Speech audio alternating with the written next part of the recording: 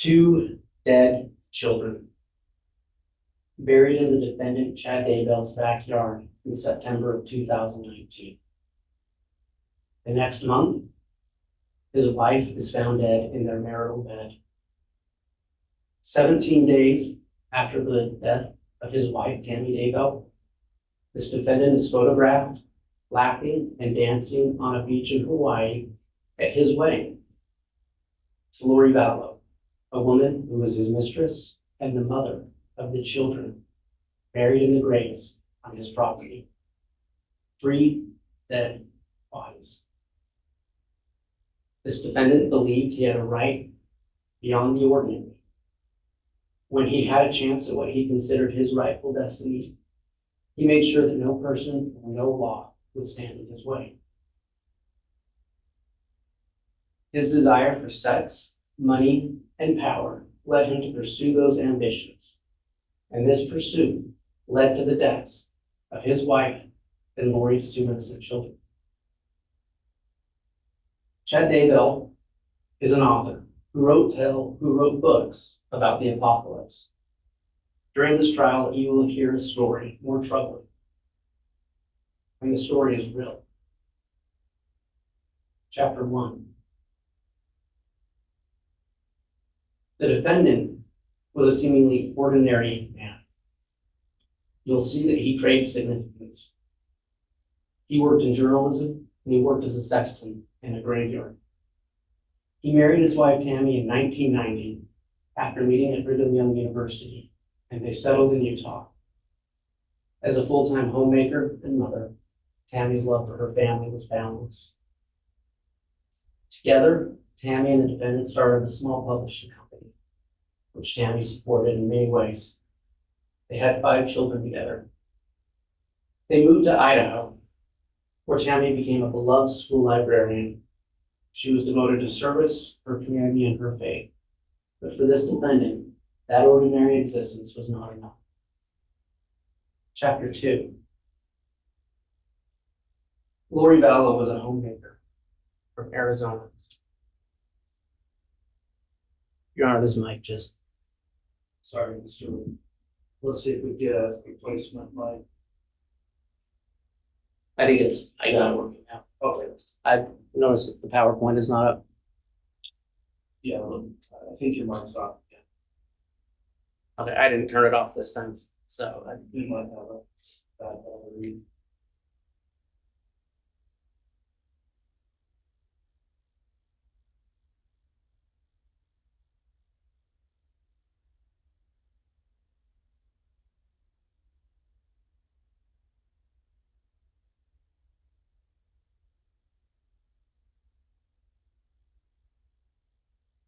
You want to confirm the screen as well? Your Honor, it's up on the screen, and it's plugged in the HDMI. I'm not sure why it's not transferred. I don't know if there's any one person who can get that. Let's see if we can get some help to maybe see if we can get the signal to work on that.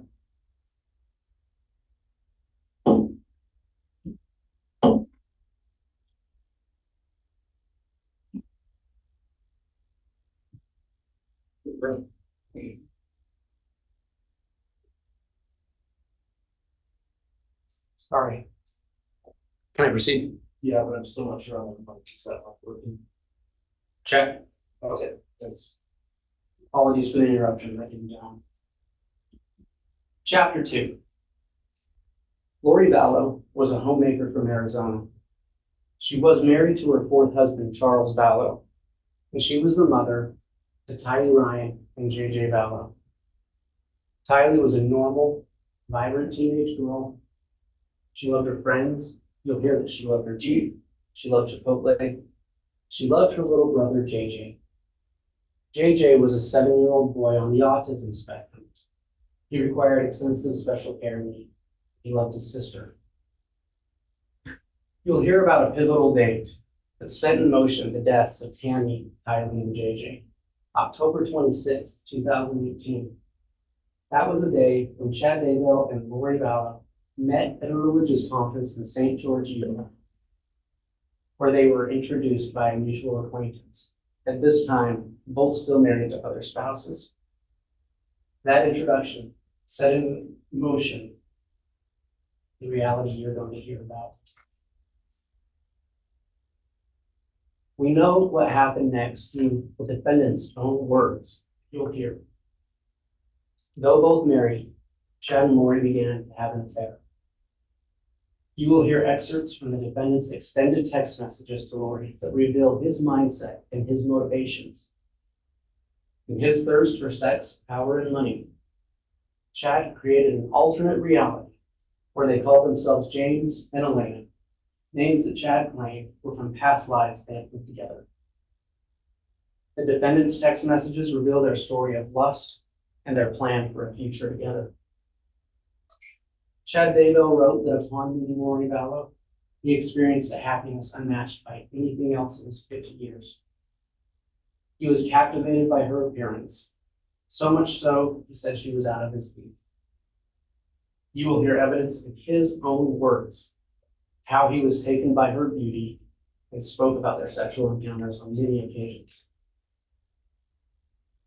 More than anything else, Chad's obsession with Lori was rooted in her adoration for him. She was the mirror reflecting the grandeur he saw in himself. He called her an exalted goddess. He told her in writing that she had returned to earth to perform a special mission. And part of that mission included being with him. They soon came together and turned their dreams into a plan for the future, one free from what they called obstacles. And those obstacles were Tylee, JJ, and Tammy. Chapter 3. You'll hear that in the world that Chad and Lori planned for themselves, they identified those who stood in the way of their dream as dark. Their spouses, Lori's own children, and any who opposed them were labeled sometimes as dark spirits or even zombies. This was more than an alleged belief of frightening labor.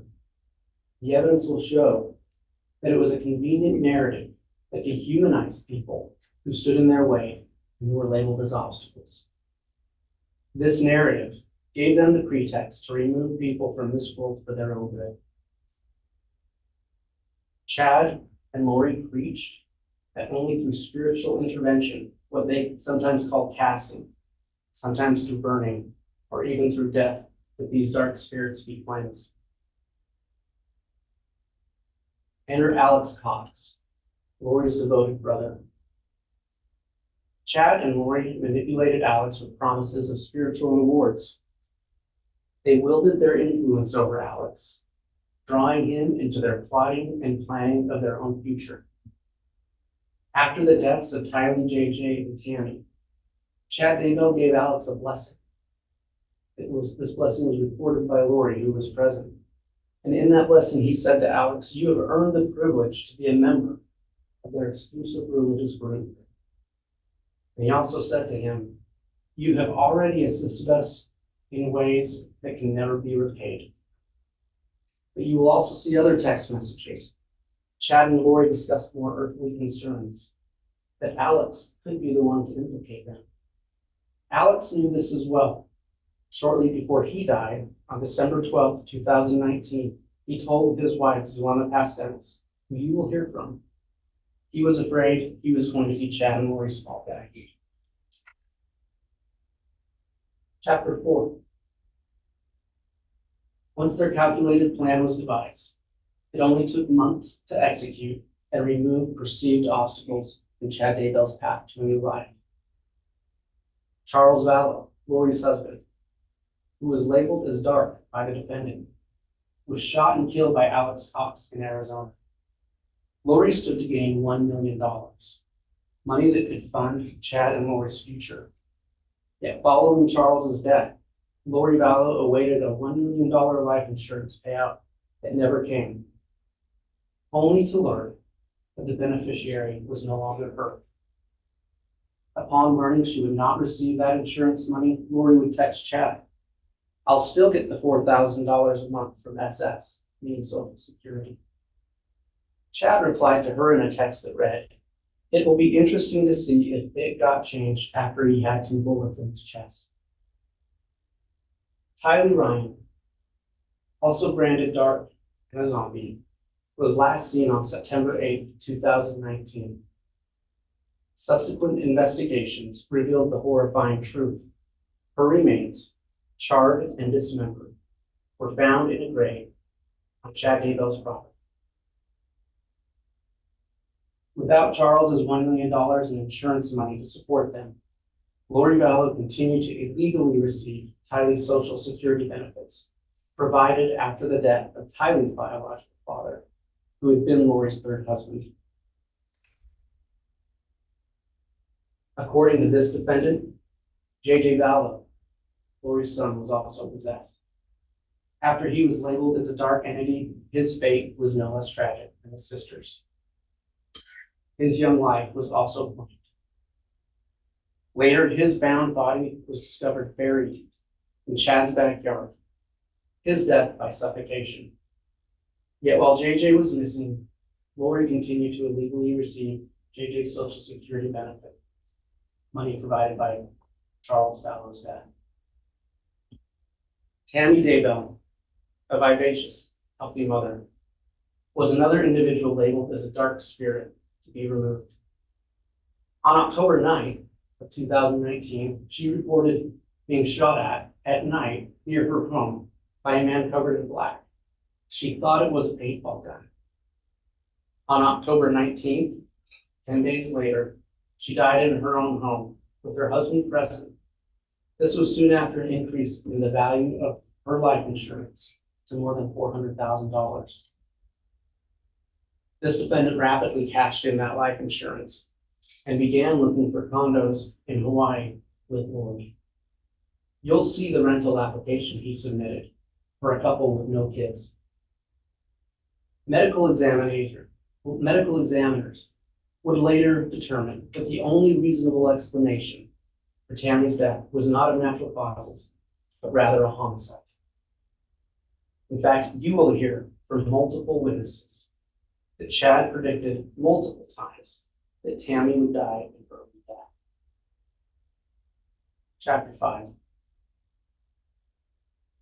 17 days after his wife's death, Chad Daybell and Lori Vallow got married and celebrated on a beach in Kauai, Hawaii, symbolizing what he called their eternal union. Chad and Lori were preparing their wedding well before Tammy's death. Lori was shopping for wedding rings while Tammy was still alive. Now, without the earthly obstacles of spouses and young children, and with Tammy's insurance policy and the children's Social Security funds, they could live the life that Chad and Lori wanted. Nothing was going to stand in their way. Chapter 6. Unfortunately for this defendant, reality soon shattered their bliss. 2 things led law enforcement to his and Lori's door.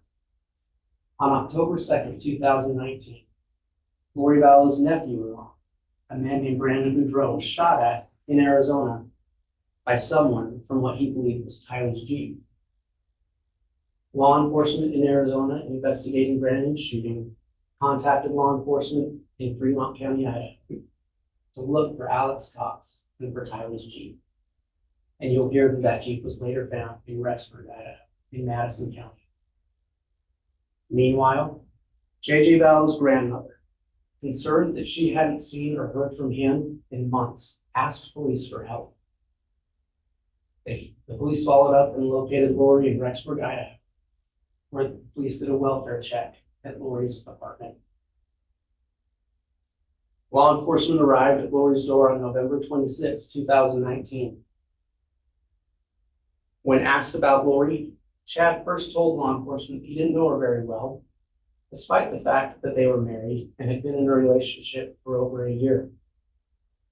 Lies by Lori to police about JJ and Tylee's whereabouts, and then a move to Hawaii, and Lori's unwillingness to present her children to law enforcement to prove their well-being led to her arrest and extradition. As Lori refused to produce her children, law enforcement continued their search for Tylee and JJ. During that search, they located a unique text message that this defendant, Chad Daybell, had sent to his wife Tammy on September 9th, 2019, which was the day after Tylee Ryan's last known appearance. You'll hear from the FBI agent who found that message, but this message seemed longer than his usual text to Tammy, and it had a more conversational tone. In that text, Chad claimed he'd had an interesting morning, that he'd shot a raccoon, that he'd buried it in what they called the pet cemetery, and that he'd had a fire on the property where he burned some limb debris. When law enforcement finally went to the defendant's property the following June, they didn't find a raccoon. They found Tylee's burnt remains that were buried in the pet cemetery. And they found JJ nearby, buried under a tree near a pond. Ladies and gentlemen, you've been told this would be a lengthy trial. You will hear from many witnesses. You will hear a lot of evidence. You're going to hear a lot of dates.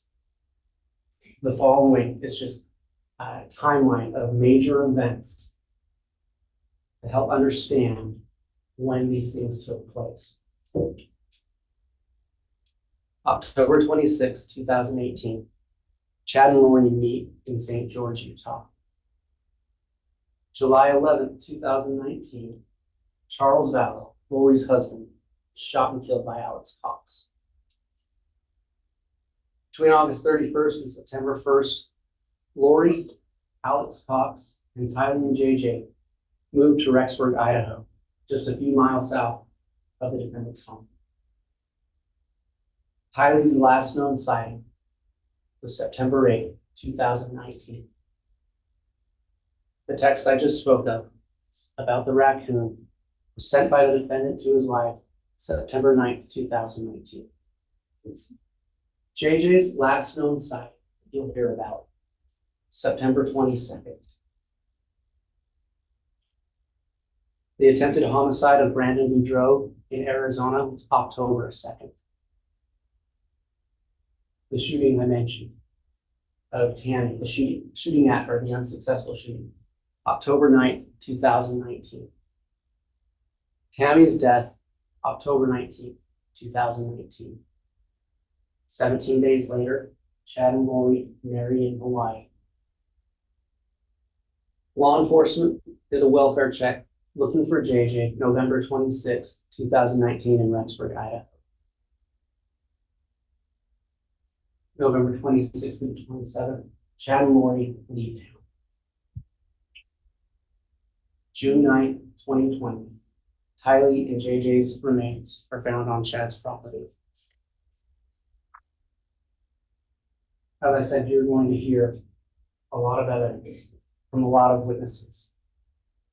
And there's going to be kind of different groups of evidence you're going to hear from. You'll hear from law enforcement, some of whom will give you a broad overview of the investigation and what they did, how the search for Tylee and JJ turned to a case of murder. You'll hear how it began by people who knew Lori and Chad, the James and Elena. You'll hear about the James and Elena story and about their relationship with each other and how they pursued their dream, their plan for a life together. You'll hear, in the defendant's own words, people referred to as obstacles, how they need to be gotten rid of. You're going to hear financial evidence. You'll hear from an FBI forensic accountant and a detective, a Social Security administrator, investigator, who will talk about the finances involved in this case.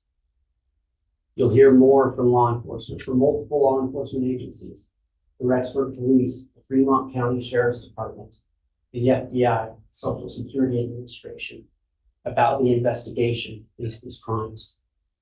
You will see forensic evidence. You'll see DNA testing to identify the body of Tylee. You'll see DNA testing that showed DNA from Tylee was found on at least 2 tools in the defendant's shed. You'll hear digital evidence dealing with geolocation data tied to certain phones that were used in this case. You'll hear from Hawaii law enforcement about searches they performed in Hawaii on the defendant and his wife. And finally, you will hear many of this defendant's own words. You will hear voice recordings of this defendant. You'll hear, recorded phone calls between him and his wife, Tammy Daybell. You'll read multiple texts that he and Lori sent back, and other texts he sent.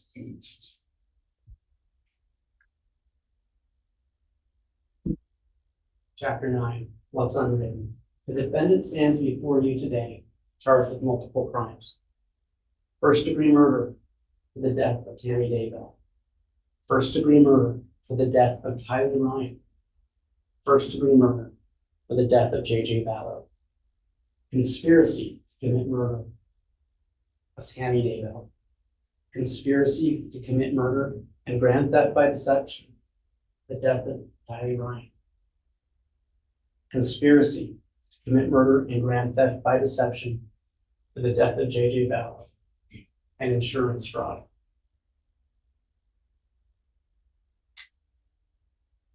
Two dead children buried in this defendant's backyard. The next month, his wife dead in their bed. 17 days later, this defendant marries Lori Vallow. Members of the jury, days or probably weeks from now, when the evidence in this trial is fully unfolded, we will have the opportunity to speak with you again. And at that time, we will ask you to end this horrible narrative. Your verdict will be the link that writes the final chapter of this tragic saga. A chapter that delivers justice for Tammy, justice for JJ, and justice for Tyler. Thank you.